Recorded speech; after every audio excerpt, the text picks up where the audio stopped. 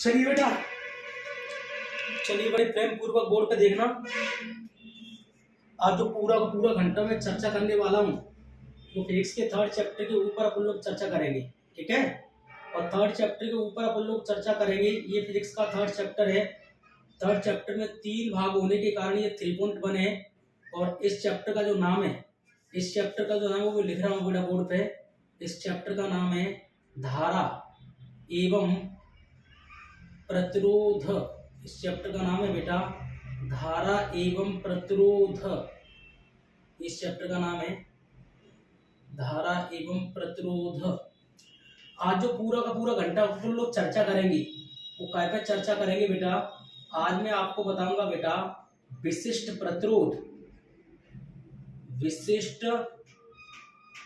प्रतिरोध,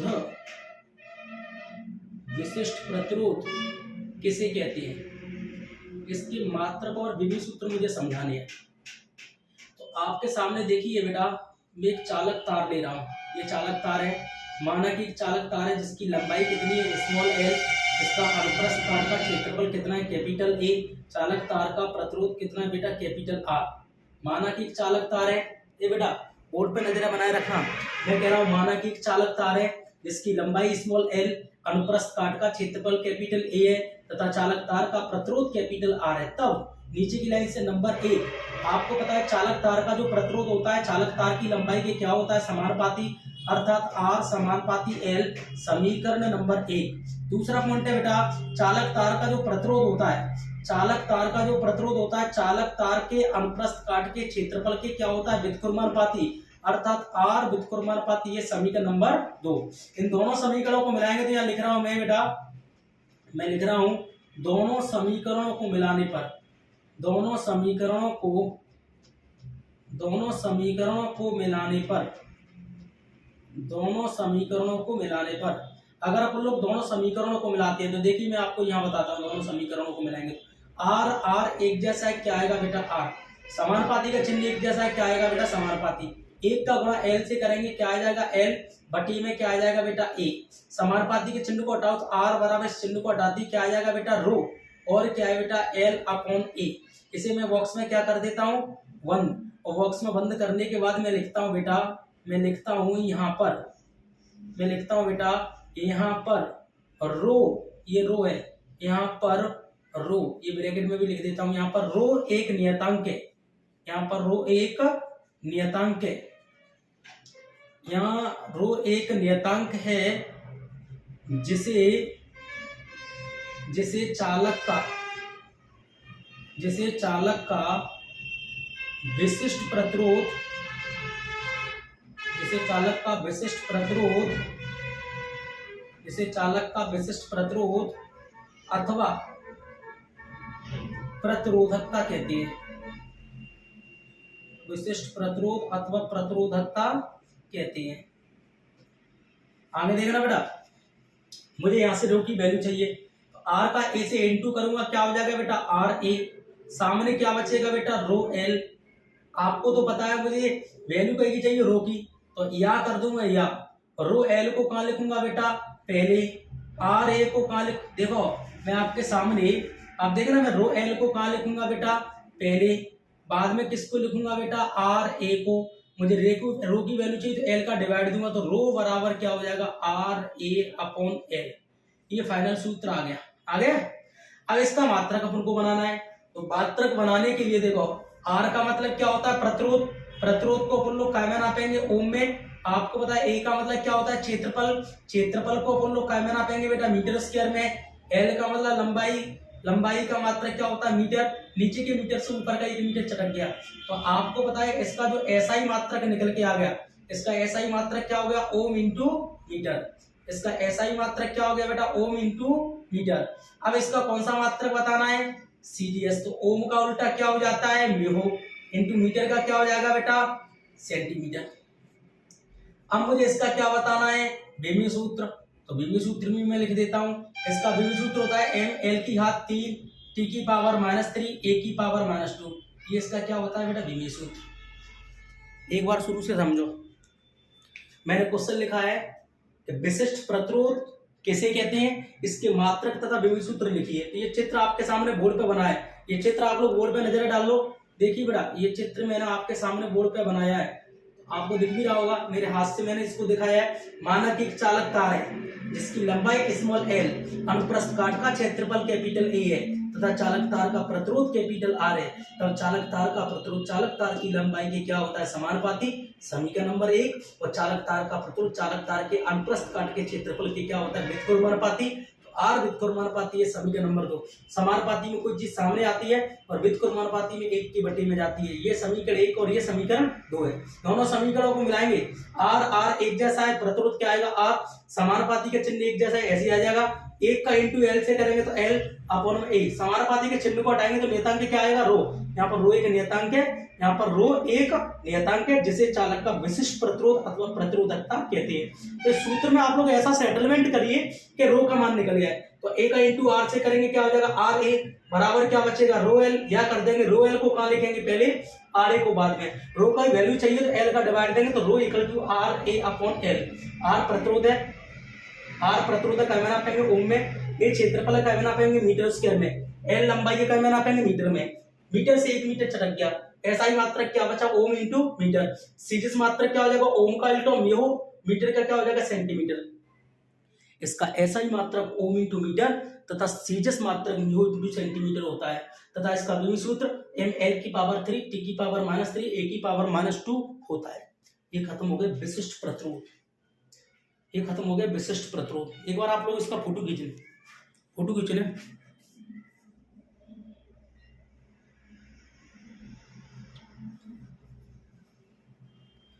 माना कि चालक तार है जिसकी लंबाई स्मॉल एल, अनुप्रस्थ काट का क्षेत्रफल कैपिटल ए है तथा चालक तार का प्रतिरोध कैपिटल आर है। तब चालक तार का प्रतिरोध चालक तार की लंबाई के क्या होता है? समानुपाती। चालक तार का प्रतिरोध अनुप्रस्थ काट के क्षेत्रफल के क्या होता है? व्युत्क्रमानुपाती। दोनों समीकरणों को मिला तो यह आ गया, समानुपाती के चिन्ह को हटा तो रो आ गया। यहाँ पर रो एक नियतांक है जिसे चालक का विशिष्ट प्रतिरोध अथवा प्रतिरोधकता कहते हैं। तो ए का इंटू आर से करो आर ए, रो एल का क्या लिखेंगे? Rho L. रो एल को लिखेंगे पहले, आर ए को क्या लिखेंगे बाद में। रो का मान चाहिए तो एल का क्या देंगे? भाग। तो रो बराबर आर ए बटे एल। आर प्रतिरोध है, काय में नापेंगे? ओम में। ए क्षेत्रफल है, काय में नापेंगे? मीटर स्क्वायर में। एल लंबाई काय में नापेंगे? मीटर में। नीचे के मीटर से ऊपर का 1 मीटर चटक गया तो इसका ऐसा ही मात्रक क्या होगा? Ohm into metre. इसका सीधे मात्रक क्या होता है? Mu into centimetre. इसका विभव सूत्र क्या होता है? एम एल की घात 3 टी की घात -3 ए की घात -2। ये इसका विभव सूत्र होता है। कहो तो आगे चलूं? अब मैं आगे चलता हूं, चाहो तो फोटो खींच लो उसका।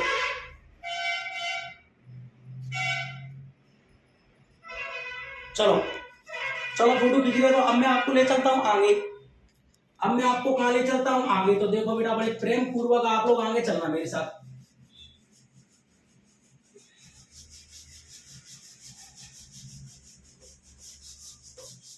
चलो मैं आपको आगे ले चलता हूं। आप सबकी नजरें बिल्कुल बोर्ड पे होना चाहिए, ठीक है बेटा? चलो चलो देखो, ये क्वेश्चन लिख रहा हूं, आप लोग बोर्ड पे नजर रखना। मैं लिख रहा हूं एक चालक तार को खींचकर लंबाई दोगुनी करने पर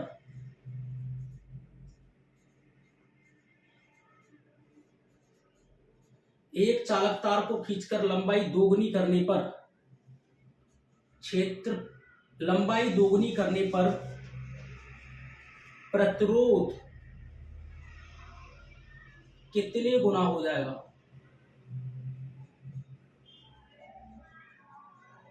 प्रतिरोध कितने गुना हो जाएगा? ये क्वेश्चन है। एक चालक तार को खींचकर लंबाई दोगुनी करने पर प्रतिरोध कितने गुना हो जाएगा? एमपी बोर्ड में 2 बार इसको पूछा गया है। एमपी बोर्ड में 2013 में और 2017 में बोर्ड के एग्जाम में आ चुका है। तो एक चालक तार को खींचकर लंबाई दोगुनी करने पर प्रतिरोध कितने गुना हो जाएगा? तो देखिए बेटा, मैं आपके सामने एक चालक तार बना रहा हूँ, आपकी नजरें बोर्ड पे होना चाहिए। चालक तार है और इस चालक तार को मैं पकड़ के देखो खींच रहा हूँ। ये मेरा हाथ है बेटा, ये मेरी हाथ की उंगली है बेटा, और ये चालक तार को मैं पकड़ के खींच रहा हूँ, ठीक है। इस चालक तार की प्रारंभिक लंबाई कितनी है L, अनुप्रस्थ काट का क्षेत्रफल कितना है A, चालक तार का प्रतिरोध कितना है R। चालक तार का प्रतिरोध कितना है बेटा R। तो देखिए मैं आप सबसे कह रहा हूँ बेटा, मैं कह रहा हूँ माना कि चालक तार है, देखना बोर्ड पे, माना कि चालक का तार है जिसकी लंबाई स्मॉल l, अनुप्रस्थ काट का क्षेत्रफल कैपिटल A है तथा चालक तार का प्रतिरोध कैपिटल R है। तब नीचे की लाइन से नंबर 1 आपको पता है चालक तार का प्रतिरोध चालक तार की लंबाई के क्या होता है समानुपाती, समीकरण नंबर 1। नंबर 2 चालक तार का जो प्रतिरोध होता है वो अनुप्रस्थ काट के क्षेत्रफल के क्या होता है व्युत्क्रमानुपाती, समीकरण नंबर 2।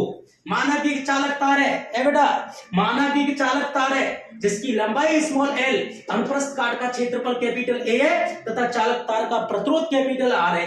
तब चालक तार का प्रतिरोध चालक तार की लंबाई के क्या होता है समानुपाती, चालक तार का प्रतिरोध अनुप्रस्थ काट के क्षेत्रफल के क्या होता है व्युत्क्रमानुपाती। समानुपाती में कोई चीज सामने आ जाती है, व्युत्क्रमानुपाती में 1 की बटे में जाती है। ये समीकरण 1 है और ये समीकरण 2 है, दोनों समीकरणों को मिलाऊं तो देखो नीचे लिख रहा हूं, नीचे लिखना तो पड़ेगा, यहां लिख रहा हूं दोनों समीकरणों को मिलाने पर, दोनों समीकरणों को क्या करने पर बेटा मिलाने पर R एक जैसा क्या आएगा बेटा R, समानुपाती के चिन्ह एक जैसा क्या आएगा बेटा समानुपाती, 1 का गुणा L से करेंगे तो L बटी में क्या आ जाएगा A। अब आपको पता है बेटा यहां से समानुपाती के चिन्ह को हटाएंगे तो R का बेटा R, इस चिन्ह को हटा दी क्या आ गया बेटा रो और L अपॉन क्या आ गया बेटा A। चलो इस वाली लाइन को मैं नीचे यही लिख देता हूं, R का क्या आएगा बेटा R, इस चिन्ह को हटा दी क्या आ जाएगा बेटा रो और L अपॉन A।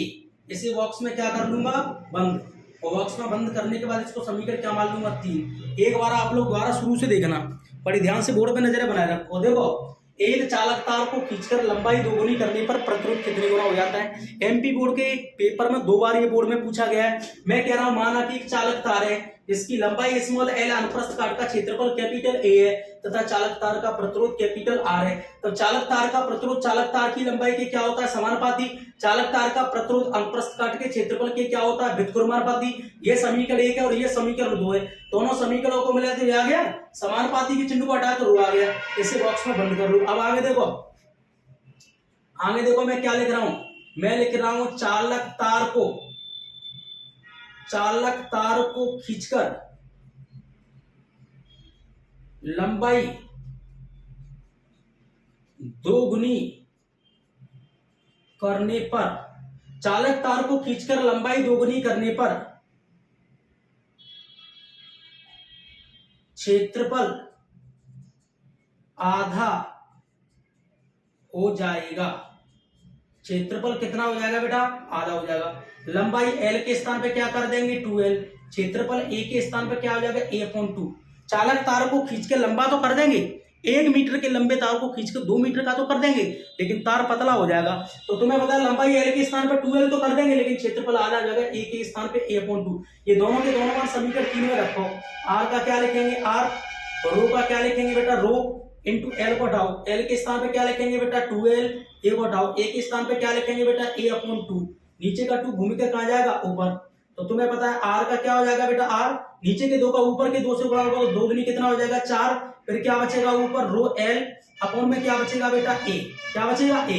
या चूकी लगा दो बोल दो, या चूकी लगा के बोल सकते हैं R बराबर होता है रो L अपॉन A। कहां से, समीकरण 3 से।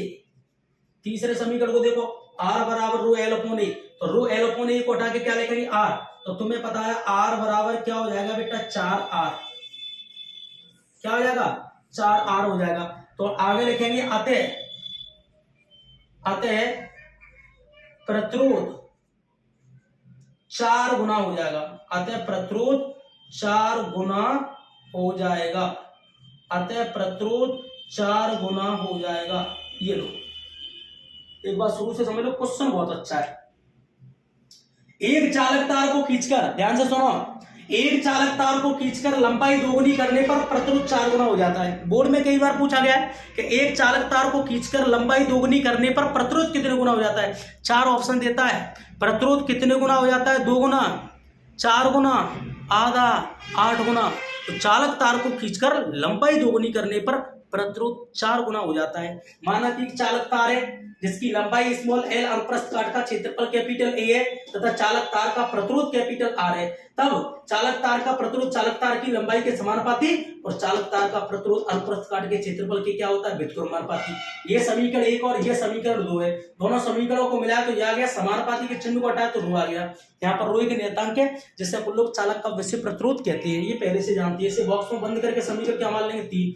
अब चालक तार को खींचा जा रहा है, देखो हाथ से पकड़ के ये खींचा जा रहा है, तो चालक तार को खींचकर लंबाई दोगुनी करने पर क्षेत्रफल आधा हो जाएगा। तो लंबाई दोगुनी कर देंगे, एल के स्थान पर 2l, लेकिन क्षेत्रफल आधा हो जाएगा ए के स्थान पर 1/2।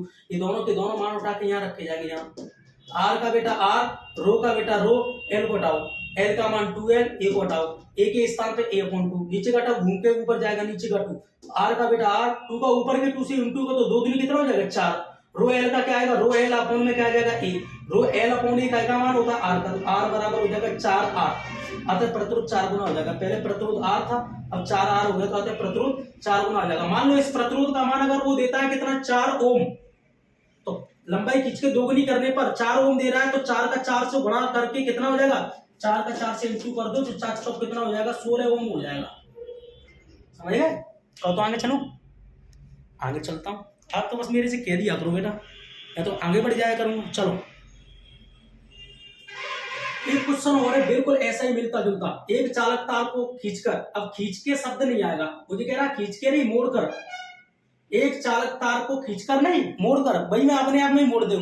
एक चालक तार को मोड़कर, एक चालक तार को मोड़कर लंबाई दोगुनी नहीं, लंबाई दोहरी, लंबाई क्या कर रहे हैं, दोहरी करने पर एक चालक तार को खींचकर, एक चालक तार को मोड़कर लंबाई दोहरी करने पर प्रतिरोध कितने गुना आ जाएगा। दोहरी का मतलब खुद में आपस में डबल, एक तो जी के जब तार है खींच के मैं 2 गुना कर दूं, एक जी के जाए दोहरी कर दूं, दोहरी ये ऐसे होते हैं, नहीं समझे, ये लंबाई है, चाहे खींच के ताकत लगा के दोगुनी कर सकता हूं, तो खींचने वाला तो क्वेश्चन में तुम्हें करा दिया।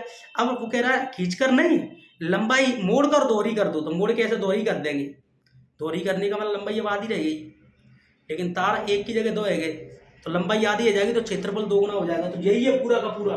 माना कि चालक तार है, माना कि चालक तार है जिसकी लंबाई स्मॉल एल अनुप्रस्थ काट का क्षेत्रफल कैपिटल ए है तथा चालक तार का प्रतिरोध कैपिटल आर है। अब क्या खींचना रहे, अगर डॉट डॉट क्यों करूं, अब इसको खींच नहीं रहे, इसकी लंबाई यही क्या कर रहे हैं बेटा, दोहरी कर रहे हैं, इसकी लंबाई यही क्या कर रहे हैं, इसकी लंबाई दोहरी कर रहे हैं।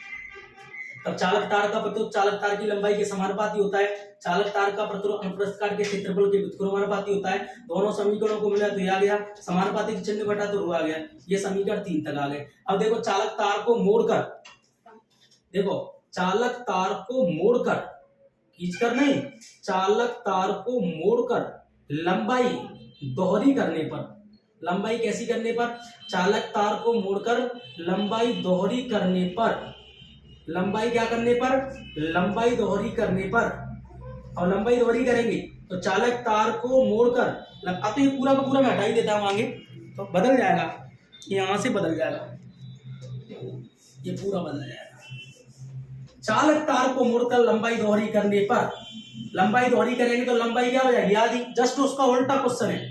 चालक तार को मोड़कर लंबाई दोहरी करने पर लंबाई आधी, लंबाई आधी तथा क्षेत्रफल 2 गुना हो जाएगा, क्षेत्रफल 2 गुना हो जाएगा। कितने गुना हो जाएगा, क्षेत्रफल 2 गुना हो जाएगा। लंबाई आधी हो जाएगी, एल के स्थान पे l/2, तो क्षेत्रफल 2 गुना हो जाएगा, ए के स्थान पे 2a।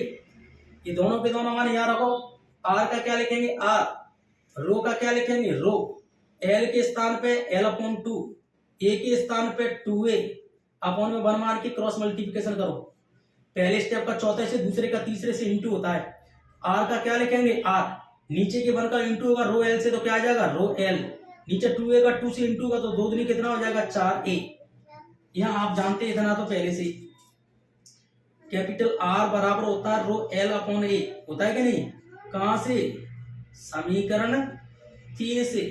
चलो मार रखो, मार रखता हूं, आर का क्या आ जाएगा आर, रो एल अपॉन ए का मान है आर का, तो क्या आ जाएगा आर बटे में क्या आ जाएगा 4, आर बराबर आ गया आर अपॉन 4, तो यहाँ लिखेंगे अतः अतः लंबाई मोड़कर दोहरी करने पर प्रतिरोध, अतः प्रतिरोध 1/4 हो जाएगा, अतः प्रतिरोध 1/4 हो जाएगा। क्या हो जाएगा? अतः प्रतिरोध 1/4 हो जाएगा, अतः प्रतिरोध 1/4 हो जाएगा। एक चालक तार को मोड़कर लंबाई दोहरी करने पर प्रतिरोध कितनी गुना हो जाएगा? एक चालक तार को मोड़कर लंबाई दोहरी करने पर प्रतिरोध 1/4 हो जाएगा। कैसे हो जाएगा? माना कि एक चालक तार है जिसकी लंबाई स्मॉल एल, अनुप्रस्थ काट का क्षेत्रफल कैपिटल ए है तथा चालक तार का प्रतिरोध कैपिटल आर है। तो चालक तार का जो चालक तार की लंबाई के क्या होता है? समानुपाती। चालक तार का प्रतिरोध अनुप्रस्थ काट के क्षेत्रफल के क्या होता है? व्युत्क्रमानुपाती। दोनों समीकरणों को मिलाया तो यह आ गया समानुपाती का चिन्ह हटा ध्रुव आ गया। इसे समीकरण 3 मान लो। चालक तार को मोड़कर, चालक तार को ऐसे मोड़ा जाता है, मोड़कर ऐसे। अब ये इतना लंबा तार है, चाहे मोड़ के लंबाई दोहरी करें, लंबाई दोहरी ऐसे होती है ऐसे, तो लंबाई आधी है गई। लंबाई आधी है गई तो क्षेत्रफल तो डबल है ना, एक तार की जगह 2 तार, तो लंबाई आधी है गई, क्षेत्रफल 2 गुना हो गया। ये दोनों के दोनों मान उठा के यहाँ रखो। आर का बेटा आर, रो का बेटा रो, एल के स्थान पे एल अपॉन 2, ए के स्थान पे 2 है अपॉन में 1 मान लो। पहले का चौथे से, दूसरे का तीसरे से इंटू होता है। आर का बेटा आर, 1 का ऊपर रो एल से इंटू का, तो रो एल 2a का 2 से 2 दूनी 4 है। रो एल अपॉन ए का मान आर का, तो आर का बेटा आर, रो एल अपॉन ए हट के क्या आ जाएगा? आर अपॉन में क्या आ जाएगा? 4। R equal to R upon 4, अतः प्रतिरोध 1/4 हो जाएगा। चालक तार को मोड़कर लंबाई दोहरी करने पर प्रतिरोध 1/4 हो जाता है। तो आगे चलो, चलो आगे चलना। अब मैं आपको ले चलता हूँ आगे। आप तो बोर्ड पे नजरें बनाए रखा करो बस।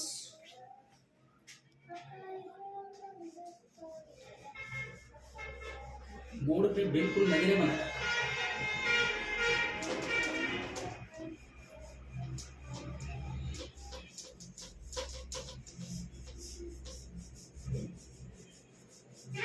चलो चलिए,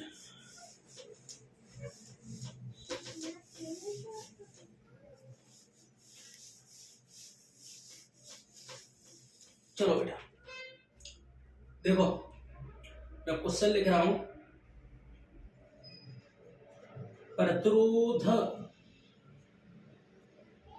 प्रतिरोध तथा विशिष्ट प्रतिरोध में, प्रतिरोध तथा विशिष्ट प्रतिरोध में अंतर स्पष्ट कीजिए। ये क्वेश्चन बोर्ड के एग्जाम में आ सकता है, ध्यान रखना।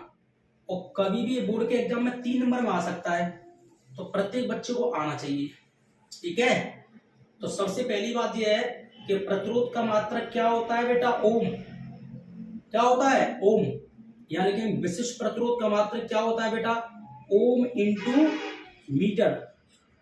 प्रतिरोध का मात्रक क्या होता है? ओम। विशिष्ट प्रतिरोध का मात्रक क्या होता है? Ohm into metre. दूसरा पॉइंट, प्रतिरोध का विमीय सूत्र, प्रतिरोध का विमीय सूत्र क्या होता है? प्रतिरोध का विमीय सूत्र होता है ml/2। प्रतिरोध का विमीय सूत्र क्या होता है? ml/2, t/-3, a/-2। प्रतिरोध का विमीय सूत्र होता है ml/2, t/-3, a/-2। और विशिष्ट प्रतिरोध का विमीय सूत्र क्या होता है? विशिष्ट प्रतिरोध का जो विमीय सूत्र होता है वो क्या होता है? मैं लिख रहा हूं बोर्ड पे, ml/3, t/-3, a/-2। ये विशिष्ट प्रतिरोध का विमीय सूत्र है। इसके बाद किसी चालक का जो प्रतिरोध है, किसी चालक का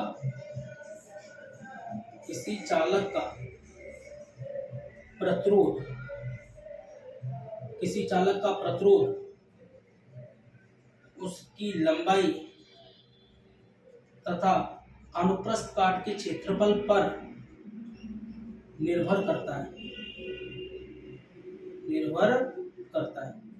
किसी चालक का प्रतिरोध उसकी लंबाई तथा अनुप्रस्थ काट के क्षेत्रफल पर निर्भर करता है। इधर देखो, किसी चालक का विशिष्ट प्रतिरोध उसकी लंबाई तथा क्षेत्रफल पर निर्भर नहीं करता, क्या पर करता है? क्या लिख रहा हूं, किसी चालक का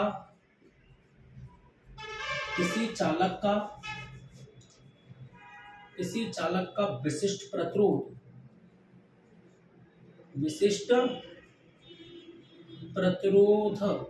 किसी चालक का विशिष्ट प्रतिरोध उसके पदार्थ पर निर्भर करता है। काय पर? उसकी पदार्थ।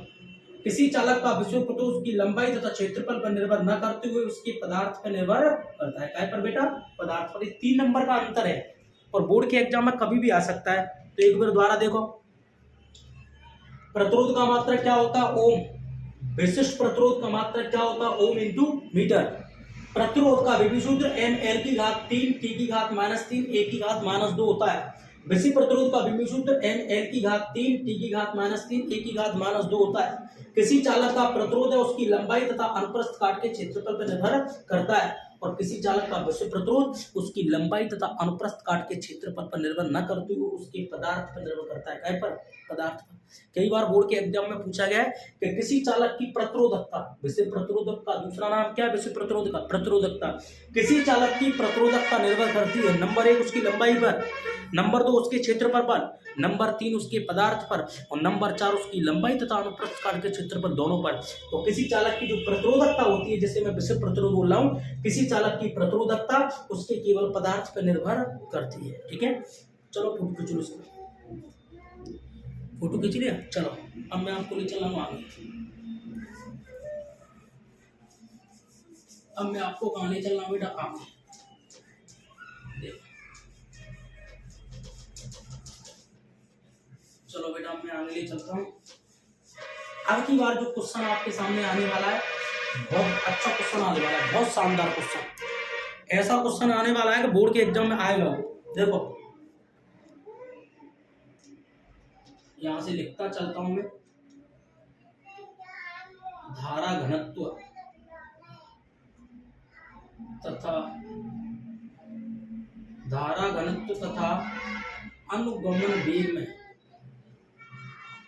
धारा घनत्व तथा अनुगमन वेग में संबंध स्थापित कीजिए। धारा घनत्व तथा अनुगमन वेग में संबंध स्थापित कीजिए। ये क्वेश्चन है, धारा घनत्व तथा अनुगमन वेग में संबंध स्थापित कीजिए। बहुत अच्छा क्वेश्चन है। तो देखिए आपके सामने एक चालक तार दे रहा हूं, ये दिख रहा होगा आपको चालक तार, सबको दिख रहा है चालक तार है। इस चालक तार की लंबाई कितनी है? L है। इस चालक तार का अनुप्रस्थ काट का क्षेत्रफल कितना है? कैपिटल A है। चालक तार के ऊपर मुक्त इलेक्ट्रॉनों की संख्या कितनी है? ये गिन नहीं सकता, तो मुक्त इलेक्ट्रॉनों की संख्या कितनी है? स्मॉल n है। अनुगमन वेग कितना है बेटा? vd है। अनुगमन वेग कितना है? अनुगमन वेग है बेटा vd। अनुगमन वेग कितना है बेटा? vd है। माना कि चालक तार है, माना कि चालक तार है जिसकी लंबाई स्मॉल l, अनुप्रस्थ काट का क्षेत्रफल कैपिटल A है तथा चालक तार पर मुक्त इलेक्ट्रॉनों की संख्या स्मॉल n तथा अनुगमन वेग vd है। अनुगमन वेग कितना है? vd है। तब चालक तार से 1 सेकंड में गुजरने वाले इलेक्ट्रॉनों की संख्या लिख रहा हूं चालक तार से, लिख रहा हूं चालक तार से 1 सेकंड में गुजरने वाले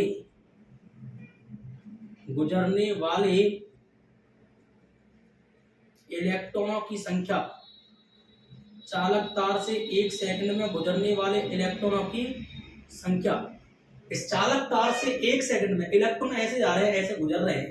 माना कि चालक तार है जिसकी लंबाई स्मॉल l, अनुप्रस्थ काट का क्षेत्रफल कैपिटल A है तथा चालक तार पर मुक्त इलेक्ट्रॉनों की संख्या स्मॉल n तथा अनुगमन वेग कितना है? vd है। तब चालक तार से 1 सेकंड में गुजरने वाले इलेक्ट्रॉनों की संख्या, चालक तार से 1 सेकंड में गुजरने वाले इलेक्ट्रॉनों की संख्या कितनी होगी बेटा? NaVd। 1 सेकंड में गुजरने वाले इलेक्ट्रॉनों की संख्या कितनी होगी? NaVd। तब लिख रहा हूं चालक तार से t सेकंड में, कितनी सेकंड में बेटा? t सेकंड में गुजरने वाले इलेक्ट्रॉनों की संख्या। तो यही लाइन लिखना है, डॉट डॉट में यही पूरा लिखना है, बस 1 सेकंड की जगह t सेकंड करना है। तो चालक तार से t सेकंड में गुजरने वाले इलेक्ट्रॉनों की संख्या कितनी होगी? NaVdt। समझ गए? 1 सेकंड की जगह t सेकंड में गुजरने वाले इलेक्ट्रॉनों की संख्या NaVd की जगह हो जाएगी NaVdt। तुम्हें पता है आवेश का क्वांटीकरण हमने आपको पढ़ाया था पहले चैप्टर में। आवेश का क्वांटीकरण पढ़ा था आपने कि नहीं पढ़ा था? पढ़ा था आपने। आवेश का क्वांटीकरण, यहां लिख रहा हूं आवेश के क्वांटीकरण से, आवेश के क्वांटीकरण का सूत्र क्या होता है? Q बराबर प्लस माइनस का Ne, यही तो होता है आवेश का क्वांटीकरण। Q बराबर प्लस माइनस का Ne, या n का मतलब क्या होता है? नंबर। नंबर को हिंदी में क्या बोलते हैं? संख्या। तो पूरा वाला मान उठा के इसे n के स्थान पर रखना पड़ेगा। Q का क्या लिखेंगे? Q, n को हटाओ, n का मान कितना है? NAVDT। देखो Q का Q, N को हटा के क्या लिखा पूरा मान NAVDT, और बगल में क्या बचा है बेटा E।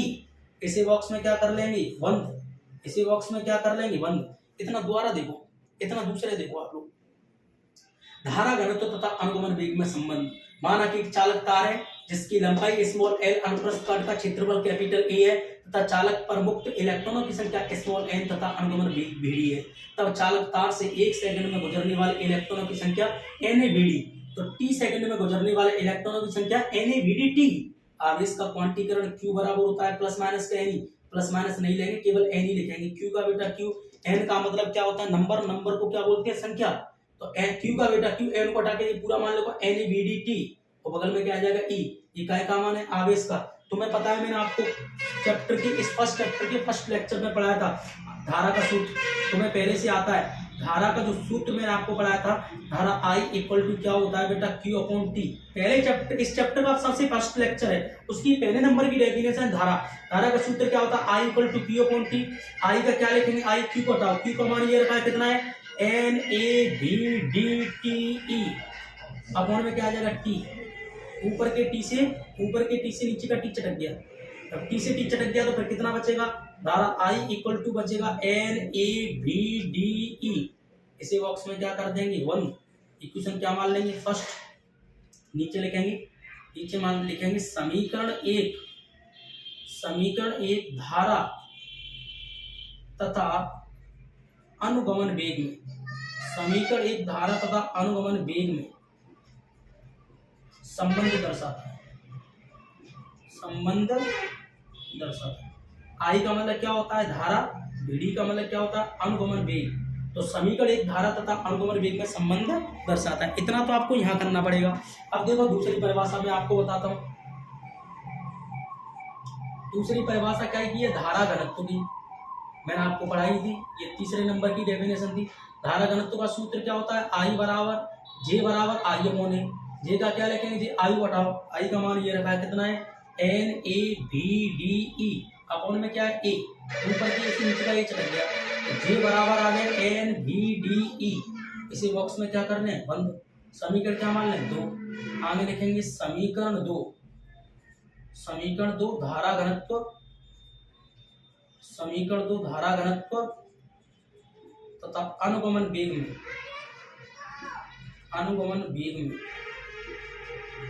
संबंध दर्शाता है,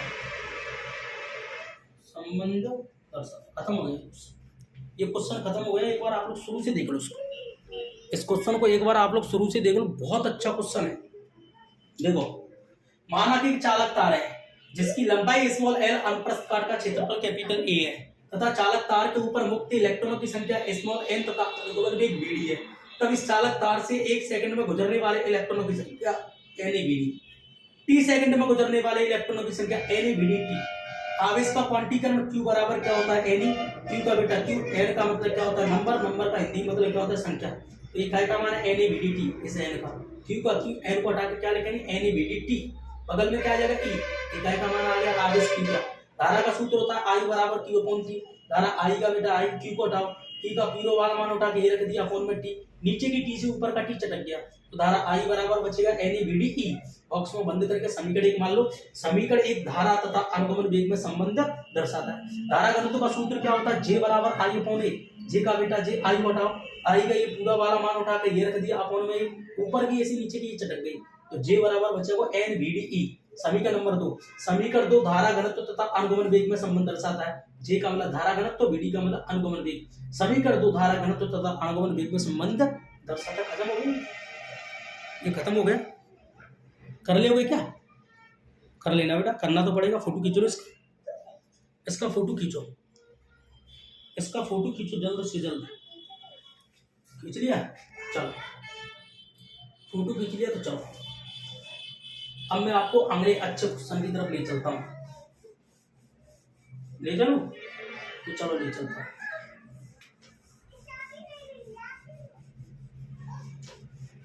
चलो तो मैं ले चलता हूँ।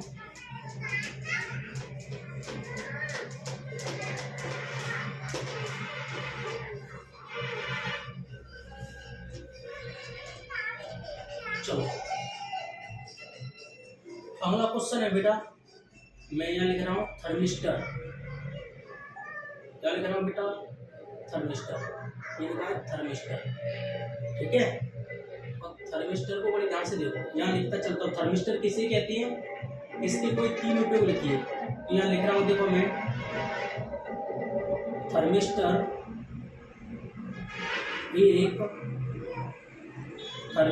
एक ऐसी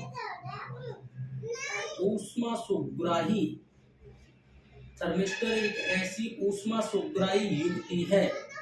क्या है बेटा? युक्ति है। थर्मिस्टर एक ऐसी ऊष्मा सुग्राही युक्ति है जिसका विशिष्ट प्रतिरोध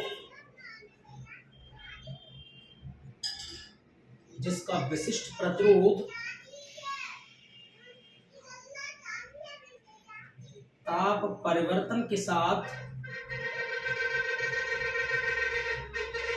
जिसका विशिष्ट प्रतिरोध ताप परिवर्तन के साथ तेजी से बदलता है, तेजी से बदलता है। आगे लिखेंगे थर्मिस्टर प्राय, आगे लिखेंगे बेटा थर्मिस्टर प्राय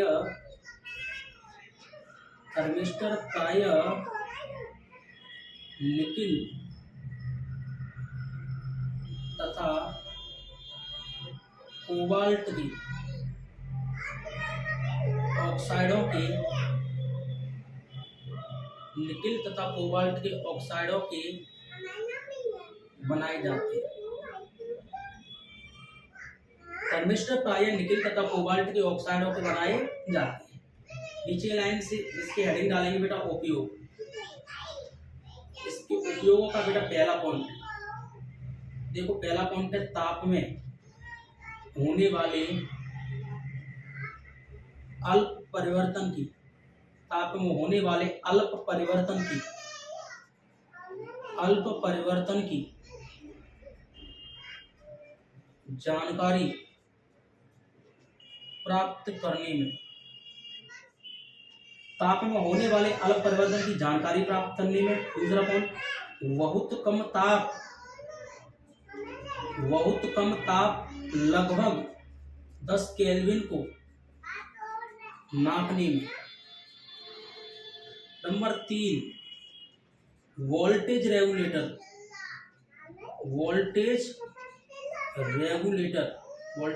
जानते हो?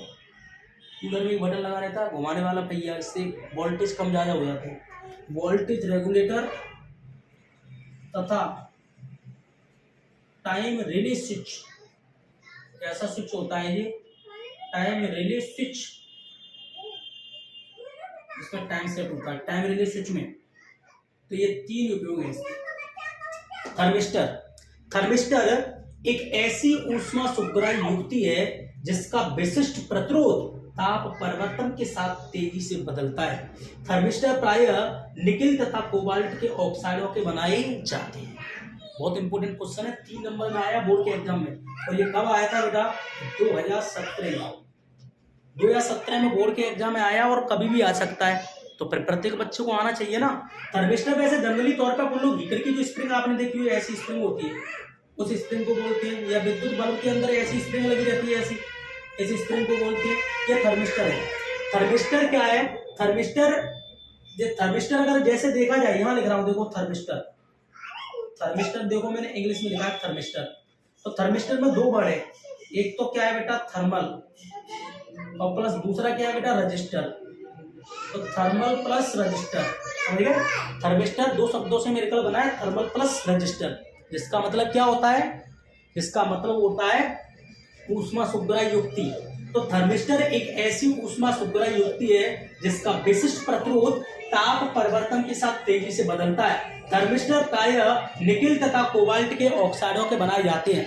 हमारे जमाने में ओके का बल्ब आया करता था, उसके अंदर जो स्प्रिंग लग के आया करती थी वो निकिल और कोबाल्ट के ऑक्साइडों की हुआ करती थी। जब कोई बच्चा लेके आता था दुकान से उसको बल्ब को, ओके का बल्ब 5 रुपये का आता था, मेरा मजाक समझो कि ऐसा लगता था जैसे किसी गड्ढे में पैर नहीं चला जा रही, तो वही स्प्रिंग टूट जाती उसकी। समझ रहे कि नहीं, लाइट का थोड़ा सा भी झटका आया स्प्रिंग तुरंत टूट जाती थी। लेकिन अब आप लोग देख रहे हैं ओरिएंट का बल्ब आ रहा है 5 रुपये की जगह वो 15-10 रुपये का आ रहा है, लेकिन उसकी स्प्रिंग टूटती नहीं है। तो वो क्या है, वो जो स्प्रिंग आजकल लगाई जा रही है वो निकल कोबाल्ट के ऑक्साइडों की नहीं आ रही, वो आ रही नाइक्रोम की। थोड़ा इससे टाइट रहता है, वो कैसे भी आप लोग जंप लगाइए वो टूटेगी नहीं स्प्रिंग। तो देख रहे हैं ना थर्मिस्टर, ये तो पुराना बोर्ड में जब छपा हुआ है कॉपियों में, रजिस्टरों में, बुकों में, तो वो उसी हिसाब से अपन को पढ़ना पड़ता है। तो मैं कह रहा हूँ थर्मिस्टर एक ऐसी ऊष्मा सुग्राही युक्ति है। ऊष्मा सुग्राही का मतलब होता है हीट सेंसिटिव डिवाइस, एक हीट सेंसिटिव है। तो थर्मिस्टर एक ऐसी ऊष्मा सुग्राही युक्ति है जिसका विशिष्ट प्रतिरोध ताप परिवर्तन के साथ तेजी से बदलता है। थर्मिस्टर प्रायः निकेल तथा कोबाल्ट के ऑक्साइडों के बनाए जाते हैं। इसके उपयोगों की बात करूं, ताप में होने वाले अल्प परिवर्तन की जानकारी प्राप्त करने में, बहुत कम ताप लगभग 10 केल्विन को नापने में, वोल्टेज रेगुलेटर तथा टाइम रिले स्विच में थर्मिस्टर का उपयोग किया जाता है। ये थर्मिस्टर है। कर लिए होगे, हटा दूं इसको, मैं इसको याद कर लेना, याद कर लेना बेटा इसको। चलो अब मैं आपको दूसरा क्वेश्चन बताता हूं। अब बेटा मैं आपको दूसरा क्वेश्चन बताता हूं।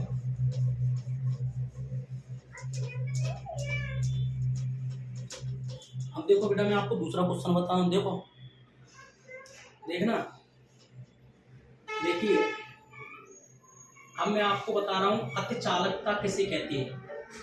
इसके जो 3 उपयोग लिखिए, अतिचालकता, अतिचालकता। तो लिख रहा हूं देखो, अतिचालकता की खोज सन 1991 में वैज्ञानिक कैमरलिन ओन्स ने की थी।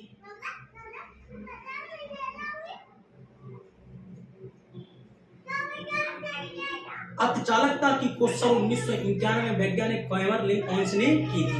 यहाँ देखो बेटा, निम्न ताप पर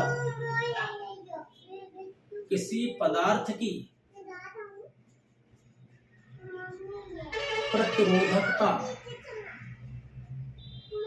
निम्न ताप पर किसी पदार्थ की प्रतिरोधकता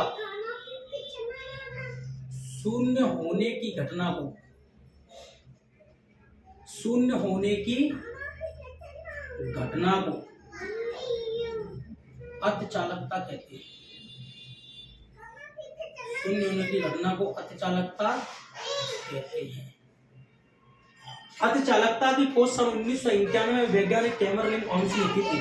निम्न ताप पर किसी पदार्थ की प्रतिरोधकता शून्य होने की घटना को हम अतिचालकता कहते हैं। ठीक है, आगे देखो, आगे देखो, अतिचालक पदार्थ की चालकता अनंत होती है। अतिचालक पदार्थ की चालकता क्या होती है? अनंत। नीचे की लाइन से बेटा आप लोग देखो बेटा, उपयोग आता हूं बेटा, आ रहा हूं। चलो गेट लगाओ, चलो मैं आ रहा हूं, आ रहा हूं। अब गेट लगाओ, चलो मैं आ रहा हूं। देखो उपयोग, देखो बेटा, उपयोग का पहला पॉइंट, अति उच्च चाल वाले, अति उच्च चाल वाले, अति उच्च चाल वाले कंप्यूटर विकसित करने में, कंप्यूटर विकसित करने में, अति उच्च चाल वाले कंप्यूटर विकसित, अति उच्च का मतलब वेरी हाई स्पीड कंप्यूटर। तो अति उच्च चाल वाले कंप्यूटर विकसित करने में नंबर 2, नंबर 2 बेटा धातु विज्ञान में, धातु विज्ञान में। नंबर 3 बेटा विद्युत शक्ति, विद्युत शक्ति प्रेषण में, विद्युत शक्ति प्रेषण में। ये इसके 3 उपयोग हैं। ये भी उसके अथवा में, थर्मिस्टर के अथवा में एमपी बोर्ड में 2017 में आया है। तो ये भी क्वेश्चन बहुत अच्छा 3 नंबर में बोर्ड में एग्जाम में आ चुका है, फिर कभी भी आ सकता है, तो अपन को आना चाहिए। देखो अतिचालकता, अतिचालकता की खोज सन 1991 में वैज्ञानिक कैमरलिन ओन्स ने की थी। निम्न ताप पर किसी पदार्थ की प्रतिरोधकता शून्य होने की घटना को हम अतिचालकता कहते हैं। अतिचालक पदार्थ की चालकता क्या होती है? अनंत। कई बार बोर्ड के एग्जाम में पूछा जाता है अतिचालक पदार्थ की चालकता होती है, आपको पता है बहुत अधिक, बहुत कम, अनंत और शून्य। तो अतिचालक पदार्थ की चालकता क्या होती है? अनंत। बहुत अधिक नहीं, अनंत, अनंत होती है। अतिचालक पदार्थ की चालकता अनंत होती है। आपको पता है चालकता ही आज के जमाने में सब कुछ है। आपने देखा है सब विद्युत की सबसे अगर सुचालक कोई धातु है तो चांदी है। हमारे जमाने में आपने देखा था, अब चांदी अपन लोग पैदा तो कर नहीं पाते, नहीं तो सारी डिवाइसों को चांदी की बना लो। तो अतिचालक जो चांदी है वो आपको पता है ये विद्युत की सबसे सुचालक धातु है। हमारे ज़माने में, मैंने अभी बोला हमारे ज़माने में बेटा, जो गांव के अंदर केबलीकरण होता था वो एल्यूमिनियम के तार डाले जाते थे। तो एल्यूमिनियम के तारों पर विद्युत का प्रभाव अच्छा होता था, लेकिन रात्रि में चोर आते काट ले जाते तारों को। कौन? आपको पता है एल्यूमिनियम महंगा बिकता है। अब गवर्नमेंट भी चालाक हो गई है, उसने एल्यूमिनियम के तार हटा के स्टील के डाल दिए। अब स्टील के डाल दिए, स्टील के तारों पर धारा का प्रवाह होता है, लेकिन उस तरह से नहीं होता जैसे एल्यूमिनियम में होता था। अब उनको चोर काटेंगे तो बेचेगी नहीं, आपको पता है स्टील। तो आपको पता है इसी वजह से आजकल आपने देखा है लोग आजकल लाइट के तारों को गांव से नहीं काट पाते। और आप इतना तो जानते हैं अगर चांदी के तार डाल दिए जाए तो दिन में ही कट जाएंगे। क्यों? क्योंकि चांदी विद्युत की सबसे सुचालक धातु है और अति सुचालक है तभी तो इसको अतिचालक बोल रहा हूं। तो अतिचालक पदार्थ की चालकता क्या होती है? अनंत। इसके उपयोगों की बात करें अति उच्च चाल वाले कंप्यूटर विकसित करने में, धातु विज्ञान में और विद्युत शक्ति प्रेषण में। विद्युत शक्ति प्रेषण का मतलब है विद्युत शक्ति को एक स्थान से दूसरे स्थान तक भेजने के लिए इस अतिचालकता का उपयोग किया जाता है। ये अतिचालकता है। अतिचालकता की खोज सन 1991 में वैज्ञानिक केवरलिंग ओन्स ने की थी। निम्न ताप पर किसी पदार्थ की प्रतिरोधकता शून्य होने की घटना को अतिचालकता कहते हैं। अतिचालक पदार्थ की चालकता क्या होती है? अनंत। अति उच्च चाल वाले कंप्यूटर विकसित करने में, धातु विज्ञान और विद्युत शक्ति प्रेषण में इस अतिचालकता का उपयोग किया जाता है। तैयार कर लोगे? कहो तो आगे चलो, चलो आगे चलो, फोटो खींच लो।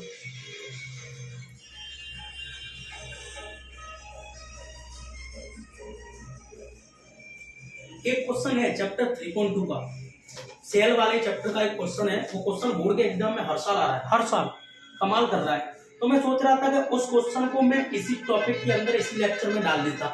आप लोग तैयार कर लेना। इकलौता क्वेश्चन है जो बोर्ड के एग्जाम में बार बार आ रहा है, तो साथ में इसको मैं चिपका देता हूँ, आप लोग तैयार करना। देखो बोर्ड पे मैं लिख रहा हूँ, मैं बोर्ड पे लिख रहा हूँ बेटा, सेल के विद्युत वाहक बल, सेल के विद्युत वाहक बल, कॉमा विभवांतर तथा आंतरिक प्रतिरोध में, आंतरिक प्रतिरोध में, आंतरिक प्रतिरोध में संबंध स्थापित कीजिए। संबंध स्थापित, ये क्वेश्चन है जो मैंने बोर्ड पे छापा है, ये बार बार बोर्ड के एग्जाम में कमाल कर रहा है। सेल के विद्युत वाहक बल कॉमा विभवांतर तथा आंतरिक, सेल के क्या बेटा? सेल के विद्युत वाहक बल कॉमा विभवांतर तथा आंतरिक प्रतिरोध, इन तीनों में सेल के विद्युत वाहक बल कॉमा विभवांतर तथा आंतरिक प्रतिरोध में क्या स्थापित करना है? संबंध स्थापित करना है। तो देखो बेटा, आप सभी लोग अपनी नजर बोर्ड पे बनाए रखें, आप सभी लोग अपनी नजर बोर्ड पे बनाए रखें। मैं बड़े प्रेम पूर्वक आपको ले चलता हूं।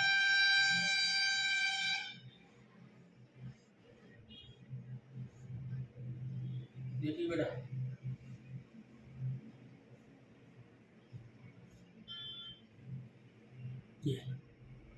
ये सेल लग गया, ये सेल का आंतरिक प्रतिरोध है, ये सेल का बाह्य प्रतिरोध है। आंतरिक प्रतिरोध को छोटी आर से, बाह्य प्रतिरोध को बड़ी आर से। यहाँ विभवांतर आपके सामने कितना लगाया मैंने? V। ये V क्या है? विभवांतर। ये कुंजी लगी है, कुंजी को दबाएंगे तो सेल से कितनी धारा रहेगी? I। ये धारा ऐसे जाएगी, ऐसे जाएगी, ऐसे घूम के वापस आ जाएगी। सुनो, माना कि किसी सेल का विद्युत वाहक बल कैपिटल E, आंतरिक प्रतिरोध स्मॉल r है, बाह्य प्रतिरोध कैपिटल R के सिरे पर V विभवांतर लगाने पर धारा I प्रवाहित होने लगती है। कैसे लगेंगे? माना कि किसी सेल का विद्युत वाहक बल कैपिटल E, माना कि किसी सेल का विद्युत वाहक बल कैपिटल E, आंतरिक प्रतिरोध स्मॉल r है, बाह्य प्रतिरोध कैपिटल R के सिरे पर V विभवांतर लगाने पर धारा I प्रवाहित होने लगती है। माना कि किसी सेल का विद्युत वाहक बल कैपिटल E, माना कि किसी सेल का विद्युत वाहक बल कैपिटल E, आंतरिक प्रतिरोध स्मॉल r है, बाह्य प्रतिरोध कैपिटल आर के सिरे पर बी विभवांतर लगाने पर धारा आई प्रवाहित होने लगती है। तब बोर्ड पे देखो, तब सेल का कुल विद्युत वाहक बल, तब सेल का कुल विद्युत वाहक बल, तब सेल का कुल विद्युत वाहक बल, तो सेल का कुल विद्युत वाहक बल कितना है बेटा, कैपिटल ई। तब सेल का कुल विद्युत वाहक बल, तब सेल का कुल विद्युत वाहक बल कितना है, कैपिटल ई। सेल का कुल विद्युत वाहक बल कैपिटल ई। सेल का कुल आंतरिक प्रतिरोध कौन सा बेटा, आंतरिक। सेल का कुल आंतरिक प्रतिरोध, सेल का कुल आंतरिक प्रतिरोध कौन सा बेटा, छोटी आर। सेल का कुल बाह्य प्रतिरोध, सेल का कुल बाह्य प्रतिरोध कितना लिखा है ऊपर, सेल का कुल बाह्य प्रतिरोध बेटी बड़ी आर। सेल का कुल विद्युत वाहक बल कैपिटल ई। सेल का कुल आंतरिक प्रतिरोध छोटी आर। सेल का कुल बाह्य प्रतिरोध बड़ी आर। मुझे वैसे आंतरिक से बाह्य से कोई लेना देना नहीं, मुझे चाहिए बेटा कुल प्रतिरोध। मुझे क्या चाहिए बेटा, कुल प्रतिरोध। तो कुल प्रतिरोध में बेटा दोनों को जोड़ो, क्या हो जाएगा, आर प्लस आर। ठीक है, इस परिपथ में धारा कितनी बह रही है, आई।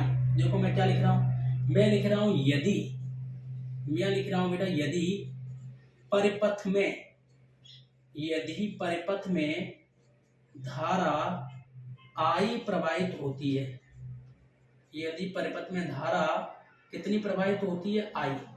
यदि परिपथ में धारा आई प्रवाहित होती है, यदि परिपथ में धारा आई प्रवाहित होती है, तब धारा का सूत्र होता है, तब धारा का सूत्र होता है धारा आई बराबर, तब धारा का सूत्र होता है धारा आई बराबर कुल विद्युत वाहक बल, कुल विद्युत वाहक बल बटे में बेटा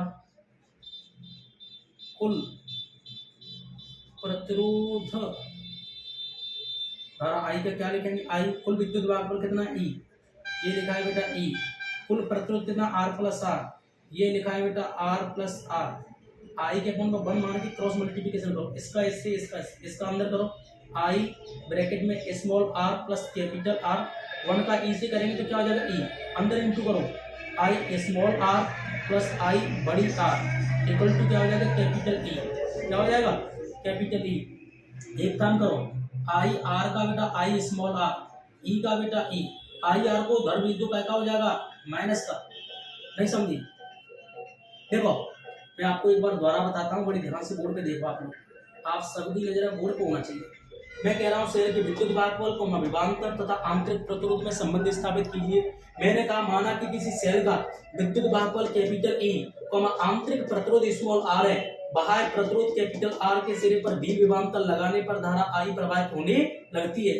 तो सेल का कुल विद्युत वाहक बल कैपिटल ई, सेल का कुल आंतरिक प्रतिरोध छोटी आर, सेल का कुल बाह्य प्रतिरोध बड़ी आर, कुल प्रतिरोध तो दोनों को जोड़ दो, आर प्लस आर। परिपथ में धारा कितनी बह रही है, आई। अब धारा का सूत्र क्या होता है, कुल विद्युत वाहक बल बटे कुल प्रतिरोध। धारा आई का आई बराबर कुल विद्युत वाहक बल कितना, ई। कुल प्रतिरोध कितना, आर प्लस आर। कैसे गुणा करो, इसका इससे करो, I R plus R equal to 1 का ई से करेंगे ई, अंदर इंटू करो, आई छोटी आर और प्लस आई बड़ी आर बराबर ई। आई छोटी आर बराबर ई, ये आई आर उधर जाके क्या हो जाएगा, माइनस का। देखो देखो बेटा मैं आपको बताऊं, आप समझदार हैं, आप समझदार हैं, यहाँ चूंकि लगा सकते हैं। तुम्हें पता है ओम के नियम से भी बराबर क्या होता है, आई आर होता है कि नहीं। देखो आई छोटी आर ये लिखा है, ई का क्या लिखा है बेटा, ई। माइनस का आई आर को उठा के क्या लिख सकते हैं बेटा, ई। मुझे काय का मान चाहिए, आई का। आर का डिवाइड दो, आई इक्वल टू हो जाएगा ई माइनस का भी, अपॉन में कौन पहुंचाएगा, आर। इसी बॉक्स में क्या कर लेंगे, बंद। नीचे लिखेंगे बेटा यही सेल की विद्युत वाहक, यही सेल के विद्युत वाहक बल कोमा विभवांतर तथा आंतरिक प्रतिरोध में संबंध, आंतरिक प्रतिरोध में खत्म। ये खत्म हो गया, आप सबको तैयार करना पड़ेगा क्वेश्चन। ये क्वेश्चन बहुत अच्छा क्वेश्चन है बेटा, कर ले होगा ना सब लोग तैयार, सब लोग तैयार कर लेना। एक बार दोबारा देखो, सेल के विद्युत वाहकबल विभवांतर तथा आंतरिक प्रतिरोध में संबंध स्थापित कीजिए। माना कि किसी सेल का विद्युत वाहकबल कैपिटल ई, आंतरिक प्रतिरोध स्मॉल आर है, बाह्य प्रतिरोध कैपिटल आर के सिरे पर भी विभवांतर लगाने पर धारा आई प्रवाहित होने लगती है, तब सेल का कुल विद्युत वाहकबल कैपिटल ई, सेल का कुल आंतरिक प्रतिरोध छोटी आर, सेल का कुल बाह्य प्रतिरोध बड़ी आर। आंतरिक बाह्य से हमें क्या लेना देना, हमें चाहिए कुल प्रतिरोध, तो दोनों को जोड़ दो आर प्लस आर। परिपथ में धारा कितनी बह रही है, आई। धारा का सूत्र क्या होता है, कुल विद्युत वाहकबल बटे कुल प्रतिरोध। धारा आई का आई बराबर कुल विद्युत वाहकबल कितना ई, कुल प्रतिरोध कितना आर प्लस आर। कैसे गुणा करो, इसका इससे करो आई आर प्लस आर बराबर एक का ई से करो तो ई, अंदर गुणा करो आई छोटी आर और प्लस आई बड़ी आर बराबर ई, आई छोटी आर बराबर ई।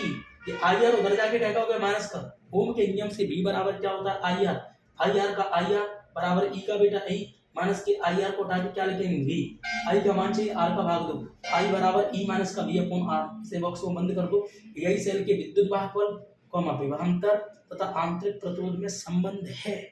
खत्म हो गया, खत्म हो गया। इसको आप लोग तैयार कर लेना, समझ गए, समझ गए कि नहीं। अब ये वाला स्टेप आपको पता है कहां से आया, ओम के नियम से। कहां से आया, ओम के नियम से। ठीक है, कर लेंगे आप लोग, जहाँ तक मुझे आशा है कर लेंगे आप। चलो ठीक है, चलो बेटा कर लेंगे तुम। चलो फोटो खींच लो उसका, इसका जल्दी से बेटा फोटो खींचो, खींच लो फोटो। चलो अब मैं एक इस पे एक न्यूमेरिकल आपको बताता हूँ बेटा। हाँ न्यूमेरिकल तो मुझे बताना पड़ेगा, एक आध न्यूमेरिकल आप लोग कर लेंगे तो अच्छा रहेगा। न्यूमेरिकल आना चाहिए बेटा, और न्यूमेरिकल आपको आने लगे तो सब अच्छा ही रहेगा। चलो बेटा बताता हूँ, छोटा सा एक न्यूमेरिकल मुझे बताना है जो बोर्ड के एग्जाम में आ जाए। चलिए चलिए बेटा, चलो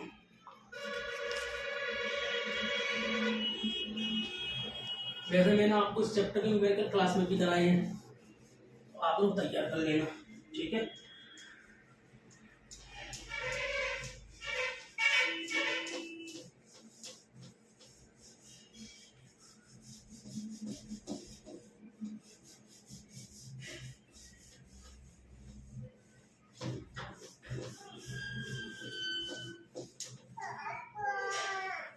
बाहर चलो,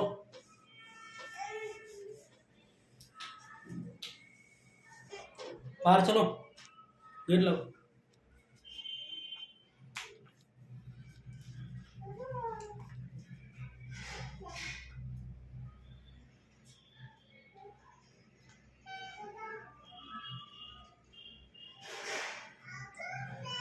देखिए बेटा मैं आपको बताऊं, यहाँ लिख रहा हूं न्यूमेरिकल प्रतिरोध तापमापी। तापमापी तो ताप को नापती है, लेकिन ये प्रतिरोध तापमापी है, और प्रतिरोध तापमापी का 0 डिग्री सी पर, 0 डिग्री सी पर जो प्रतिरोध है, प्रतिरोध तापमापी का 0 डिग्री सी पर जो प्रतिरोध है वो कितना है 6 ओम है। कितना है 6 ओम, कितना है 6 ओम है। तथा 100 डिग्री सी पर, 100 डिग्री सी पर जो प्रतिरोध है बेटा, 100 डिग्री सी पर जो प्रतिरोध है बेटा वो कितना है 7 ओम है। कितना है 7 ओम है। तथा अज्ञात ताप पर, काय पर बेटा, अज्ञात ताप पर, अज्ञात ताप पर प्रतिरोध, अज्ञात ताप पर प्रतिरोध कितना है बेटा 8 ओम है। कितना है 8 ओम है। तो अज्ञात, तो अज्ञात ताप की गणना करनी है। तो अज्ञात ताप की गणना कीजिए। क्या कीजिए बेटा, गणना। अब देखो ये कब आया है एमपी बोर्ड में 2020 में, एमपी बोर्ड के पेपर में 2020 में आया है। देखो एक प्रतिरोध तापमापी है, तापमापी तो ताप को नापेगी, एक प्रतिरोध तापमापी का 0 डिग्री सी पर प्रतिरोध कितना है 6 ओम, 100 डिग्री सी पर प्रतिरोध कितना है 7 ओम और अज्ञात ताप पर प्रतिरोध कितना है 8 ओम। अज्ञात ताप की क्या कीजिए गणना। तो देखो मैं आपको बताता हूं, देखो बेटा दिया है, देखो बेटा दिया है 0 डिग्री सी पर प्रतिरोध, आर 0 पर कितना है 6 ओम। तुम्हें पता है 100 डिग्री सी पर प्रतिरोध, तो आर 100 पर कितना है बेटा 7 ओम, कितना है 7 ओम। अज्ञात ताप पर प्रतिरोध कितना है बेटा, तो आर टी पर प्रतिरोध कितना है बेटा 8 ओम। अज्ञात ताप की क्या करनी है गणना, मतलब काय को मान निकालना है टी को। टी कैसा ताप है अज्ञात, ठीक है। तो देखिए मैं आपको बताऊं बेटा, एक बार आप लोग पहले तो अच्छी तरह इसको बोर्ड पे पढ़ो, और इसको अच्छी तरह जब आप लोग बोर्ड पे पढ़ लेंगे तो फिर मैं आपको आगे ले चलूंगा। देखो बेटा प्रतिरोध तापमापी का 0 डिग्री सी पर प्रतिरोध 6 ओम, 100 डिग्री सी पर प्रतिरोध 7 ओम तथा अज्ञात ताप पर प्रतिरोध 8 ओम है। अज्ञात ताप की गणना कीजिए। प्रतिरोध को आर से प्रदर्शित करते हैं 0 डिग्री सी पर, तो आर 0 6 ओम, 100 डिग्री सी पर प्रतिरोध आर 100 बराबर 7 ओम और अज्ञात ताप पर तो आर टी बराबर 8 ओम। अज्ञात ताप की गणना करने वाला टी का मान निकालना है। एक प्रतिरोध तापमापी का 0 डिग्री सी पर प्रतिरोध 6 ओम, 100 डिग्री सी पर प्रतिरोध 7 ओम, अज्ञात ताप पर प्रतिरोध 8 ओम है। तो अज्ञात ताप की गणना कीजिए। एमपी बोर्ड में 2020 में आया है, आर 0 का मान 6, आर 100 का मान 7, आर टी का मान 8 और टी का मान निकालना है। तो देखिए मैं यहाँ लिख रहा हूं, सूत्र लगा रहा हूं। अज्ञात ताप का सूत्र होता है टी बराबर आर टी माइनस का R zero, R T minus का आर जीरो, क्या है बेटा सूत्र आर टी माइनस का आर जीरो अपॉन में आर 100 माइनस का आर जीरो। इंटू में कितना है बेटा 100, इंटू में कितना है बेटा 100 डिग्री सी। चलो ठीक है बेटा टी नॉर्मल है, आर टी का मान ऊपर दिया है कितना है बेटा 8, माइनस आर जीरो का मान कितना है बेटा 6 अपॉन में आर 100 का मान कितना है बेटा 7, आर जीरो का मान कितना है 6, इंटू में कितना है 100 डिग्री सी। खत्म हो गया। देखो बच्चा जैसा क्वेश्चन है न्यूमेरिकल। ठीक है क्या लिखेंगे बेटा टी, 6 में से 2 जाएगा कितना बचेगा बेटा 6 में से 8 में से 6 जाएगा कितना बचेगा बेटा 2, इंटू में कितना है बेटा 100 डिग्री सी अपॉन में कितना है बेटा 7 में से 6 गया कितना बचेगा 1। देखो टी का बेटा टी 6 में 8 में से 6 गया 2 बचेगा, आपको पता है 7 में से 6 जाएगा 1 बचेगा, तो 2/1 इंटू में कितना 100, नीचे के 1 का कोई मतलब नहीं है, तो 2 का 100 से इंटू करिए तो टी इक्वल टू कितना आ जाएगा बेटा 200 डिग्री सी। यही हमें निकालना था। खत्म हो गया। इसका फोटो खींच लो। अरे बच्चा सा है बेटा। अज्ञात ताप का सूत्र होता है टी बराबर R T minus R zero upon में R 100 minus R zero into में 100%। तो टी बराबर आर टी का मान कितना है 8 माइनस का आर जीरो का मान 6, आर 100 का मान 7 माइनस का आर जीरो का मान 6 इंटू में 100। 8 में से 6 जाएगा 2 बचेगा, 7 में से 6 जाएगा नीचे 1 बचेगा, 1 का कोई मतलब नहीं है, 2 का 100 से इंटू करो 200 डिग्री सी आ जाएगा। चलो एक न्यूमेरिकल और बताऊं, चलो एक न्यूमेरिकल और बता देता हूँ, एक न्यूमेरिकल में आपको और बता देता हूँ।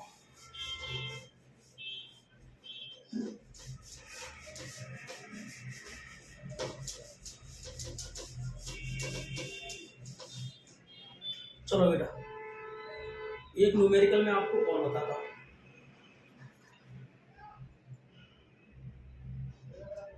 देखो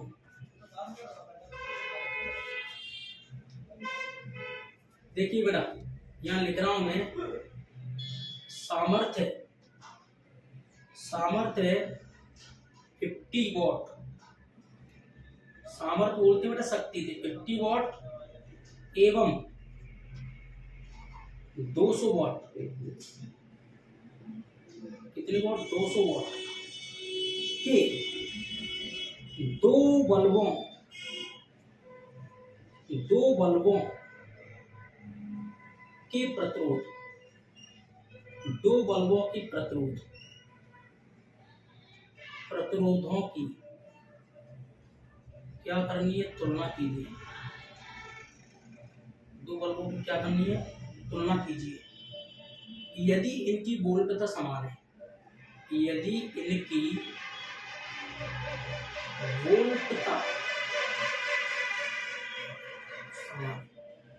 वोल्टता कैसी है समान। मान लो देखो ये 2 बल्ब है, कि मैं आपको यहाँ बताता हूँ, ये कोई प्लेट है, इस प्लेट पे देखो एक बल्ब तो ये लगा है, और ये इसी प्लेट में बेटा ये दूसरा बल्ब लगा है, बल्ब लगे दो, ये पहला वाला है, ये दूसरा वाला। इसकी शक्ति मतलब पावर P1 कितनी है 50 वोल्ट, इसकी P2 कितनी है बेटा 200 वोल्ट, वोल्ट मतलब W। इनके वोल्टेज कैसे समान है, विभव इसका भी समान है, इसका भी विभव समान है। तो अब इनकी वोल्टेज समान है तो इनकी प्रतिरोध निकालने, क्या निकालने हैं R, इसका भी R निकालना और इसका भी R निकालना है। तो देखो बेटा मैं आपको बताऊं, देखिए बेटा दिया है बल्ब की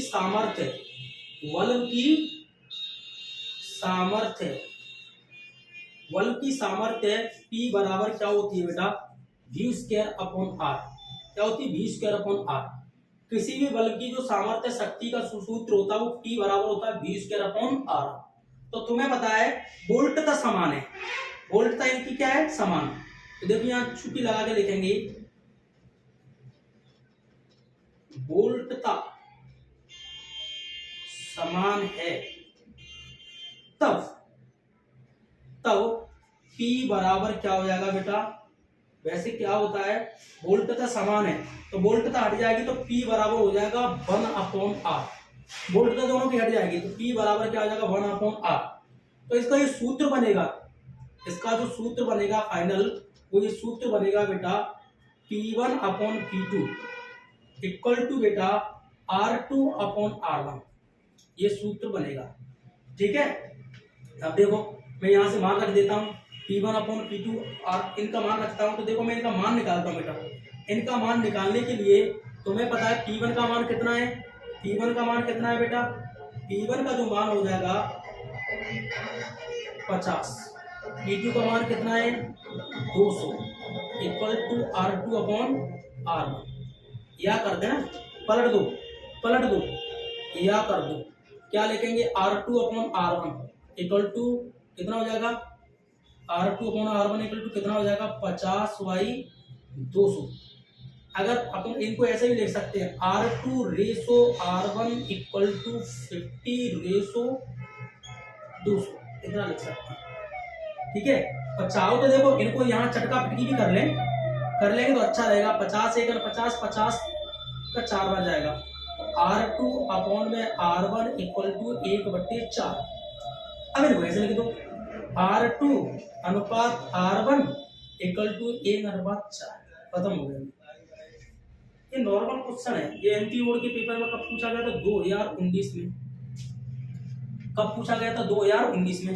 एक बात और सुन लो, मैं आपको बताऊं, एक बात और सुन लो, मैंने बोला था कि दो बल्ब में दोनों बल्बों की शक्ति दे रहा है P1 P2 50 वॉट और 200 वॉट, इनके विभव समान है तो इनका प्रतिरोध बताना है। वैसे ये सूत्र होता है P बराबर V स्क्वायर अपॉन R, तो पहले बल्ब का P1 बराबर V1 स्क्वायर अपॉन R1, इसको समीकरण क्या मान लें 1।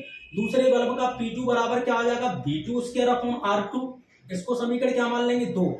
दोनों की वोल्टता समान है तो V1 V2 कैसे है गए समान। तो मैं कहे तो समीकरण 1 में समीकरण 2 का भाग दूं, तो भाग देंगे तो क्या हो जाएगा P1 के बटे में क्या आ जाएगा P2, P1 के बटे में क्या आ जाएगा P2, तो V स्क्वायर अपॉन R1 और V square upon R2, V square से V स्क्वायर चटक को R2 का अंगल लौटेगा ऊपर, तो ये सूत्र बन जाएगा P1/P2 equal to R2/R1।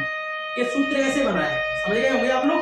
Photo खींच लो, चलो फोटो खींच लो,